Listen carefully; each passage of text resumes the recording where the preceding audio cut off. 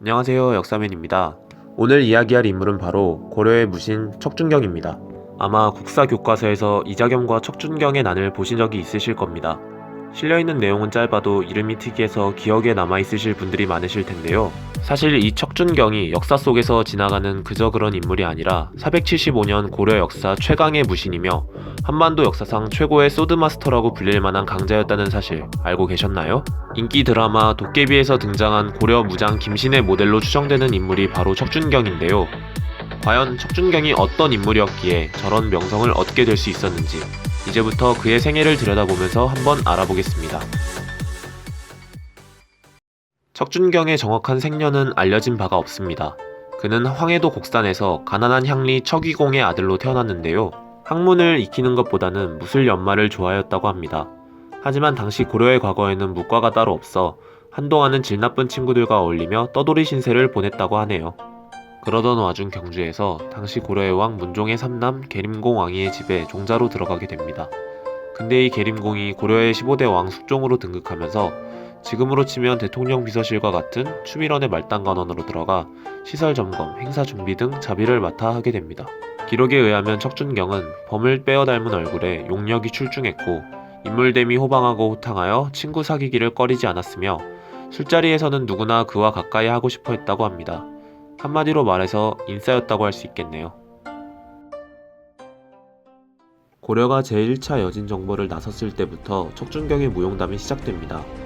1104년 2월 정주성을 침략한 여진족에게 대패한 고려군은 전멸의 위기에 빠졌는데요. 당시 품계도 없는 하급관리 별가였던 척준경은 총사령관 인간에게 직접 말 한 필과 무기를 달라고 요구했습니다. 하급관리 나부랭이가 총사령관에게 요구를 한다는 것은 있을 수 없는 일이었지만 상황이었던지라 임관은 척준경의 요구를 들어주게 됩니다. 무장을 한 척준경은 즉시 적진으로 돌격해 적장 1명의 목을 베고 아군포로 2명을 되찾아옵니다. 이후 퇴각하는데 적 100기가 추격해오자 우군과 함께 적장 2명을 더 사살해버리고 그렇게 척준경이 시간을 버는 사이 고려군은 무사히 성으로 들어감으로써 간신히 전멸을 면하게 됩니다. 하지만 이와 같은 공을 세웠음에도 이 전투 이후 척준경은 옥에 갇히게 됩니다. 정확한 이유는 기록되어 있지 않으나 품계도 없는 하급관리가 건방지게 총사령관에게 말과 무기를 요구해 괘씸죄를 적용했다. 공을 시기에 엉뚱한 죄를 뒤집어 씌워 투옥시켰다 등의 설이 있습니다. 이렇게 곤경에 빠진 척준경을 구원해준 것이 바로 그 유명한 윤관이었습니다. 윤관의 도움을 받아 풀려난 척준경이 그를 따라 제2차 여진정벌에 참가하면서 고려 최강의 무신 척준경의 신화가 시작됩니다. 야인이라고 얕잡아 보던 여진에게 선제 공격을 하고도 무참히 깨졌다는 사실에 분노한 숙종. 그의 유지를 받든 예종은 윤관을 원수, 오연총을 부원수로 하여 17만의 별무반을 출진시킵니다. 대군을 이끌고 진격하던 윤관은 여진족이 함흥 인근의 석성이라는 곳에 틀어박혀 저항하자 고민에 빠졌습니다. 시간이 지체될 경우 여진족의 대응체계가 굳건해져 여진 정벌이 어려워질 것임이 분명했기 때문이죠. 그때 척준경이 과거 저의 과오를 용서해 주셨으니 오늘이야말로 그 도움에 보답할 것입니다 라는 말을 남기고 나서는데요. 칼 한 자루와 방패 하나를 둘러매고 홀로 성벽 위로 올라가 추장과 장군들을 참살하고 성문을 열어버립니다. 여진족이 굳건히 문을 걸어 잠그고 버티던 석성은 그렇게 고려군에게 함락되고 맙니다. 이후 윤관과 부사령관 오연총은 8천의 군사를 이끌고 협곡으로 진군합니다. 그곳의 지형이 산맥과 바다로 좌우가 막힌 병목 지형이었기 때문에 적은 군사로도 나아갈 수 있을 것이라고 생각했던 것이죠. 이때 우회로로 침투한 여진족 5만 대부대의 습격으로 군사를 모두 잃고 천여 명의 군사만 남은 채 포위되는데요. 부사령관 오연총이 화살에 맞는 등 전멸의 위기에 빠지게 되었습니다. 이때 척준경은 10여 기의 병력을 이끌고 윤관의 활로를 뚫고자 나섭니다. 척준경과 함께 여진정벌에 참가한 동생 척준신이 적진이 경고하여 좀처럼 돌파하지 못할 것 같은데 공연히 쓸데없는 죽음을 당하는 것이 무슨 이익이 있겠습니까? 라고 만류하자 이에 척준경은 너는 돌아가서 늙은 아버지를 봉양해라. 나는 이 한 몸을 국가에 바쳤으니 사내의 의리상 가만히 있을 수가 없다 라고 답합니다. 그리고 즉시 돌격한 척준경은 단숨에 여진족 부장 10여 명을 참살, 적장을 활로 쏘아 거꾸러뜨리는 전공을 올립니다. 그 사이 최용정과 이관진이 이끄는 지원군이 도착해 윤관은 무사히 생還하는데 놀랍게도 척준경 또한 상처 하나 없이 무사히 귀환합니다. 이때 윤관은 눈물을 흘리며 앞으로 나를 아버지라 여기라 라고 말하며 감사를 표했다고 합니다. 윤관이 패잔병을 수습해 영주성으로 물러나자 며칠 후 여진군 이만이 영주성을 공격해옵니다. 윤관을 비롯한 모든 장수가 적이 많고 우리 군은 적으니 농성하며 버텨야 한다고 판단했지요. 하지만 척춘경은 만약 나가서 싸우지 않는다면 적병은 계속해서 늘어날 것인데 성 안의 식량은 얼마 남지 않았고 외부에서 구원도 오지 않는데 어떻게 농성을 하겠는가 라고 말하며 자청해서 전투에 나섰습니다.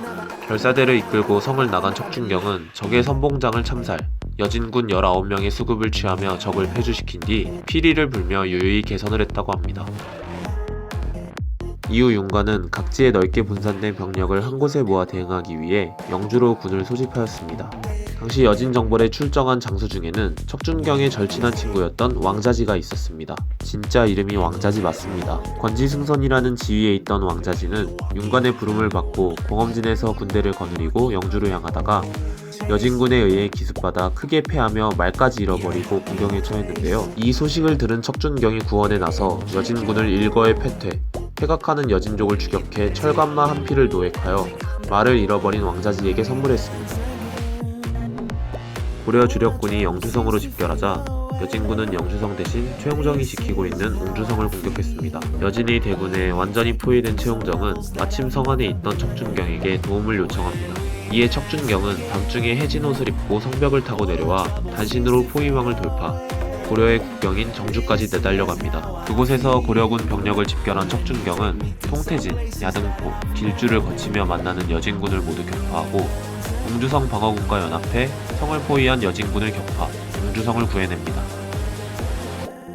이후에도 유격전으로 전략을 바꾼 여진의 기동대를 상대로 왕자지와 함께 함주, 영주에서 여진군 33명의 수급을, 사지령에서 27명의 수급을 취하고 3명의 포로를 잡는 등 한 사람이 모조리 해낸 것이라고는 믿을 수 없는 무공을 세워냅니다.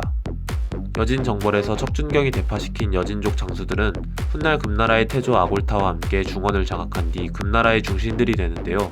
여진 정벌에서의 기억이 얼마나 끔찍했는지 금나라는 고려와 단 한 차례도 전쟁을 벌이지 않습니다.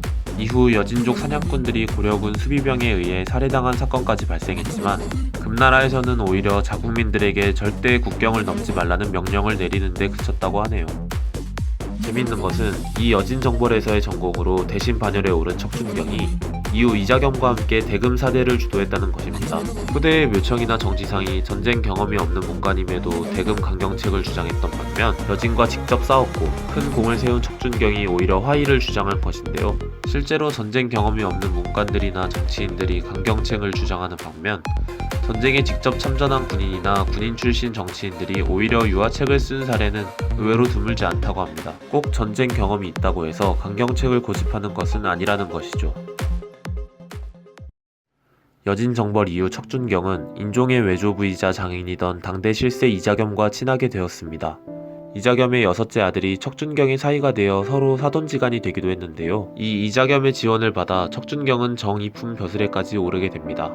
하지만 이로 인해 당시 고려의 왕 인종이 이자겸의 세력을 약화시키고자 움직일 때 척준경이 이자겸 일파로 분류되어 동생 척준신과 아들 척순이 살해당하고 이에 분노한 척준경이 궁궐에 불을 지르면서 척준경은 반역열전에 이름을 올리게 됩니다. 이후 이자겸과 척준경은 고려 최고의 권세를 장악하게 되지만 그다지 오래가지는 못합니다.